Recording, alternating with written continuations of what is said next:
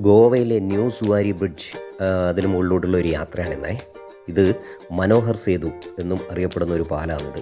ഇത് ശരിക്കും north ഗോവയും south ഗോവയും തമ്മിൽ ബന്ധിപ്പിക്കുന്ന നമ്മുടെ രാജ്യത്തിലെ തന്നെ രണ്ടാമത്തെ ഏറ്റവും നീളം കൂടിയ കേബിൾ ബ്രിഡ്ജാണിത്.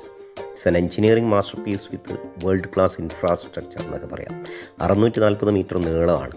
ഇതിൻ്റെ ശരിക്കുള്ള ലൊക്കേഷൻ എന്ന് പറയുന്നത് ഗോവയിലെ തിസ്വാഡി എന്ന് പറയുന്ന സ്ഥലത്താണ്.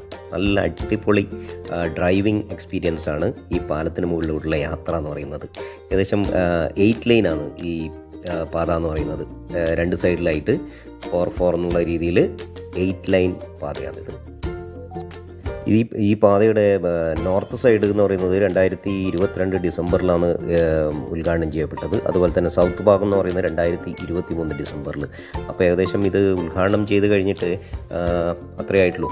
1-2 വർഷം മാത്രമേ ഉദ്ഘാടനം ചെയ്തതിന് ശേഷം ആയിട്ടുള്ളൂ.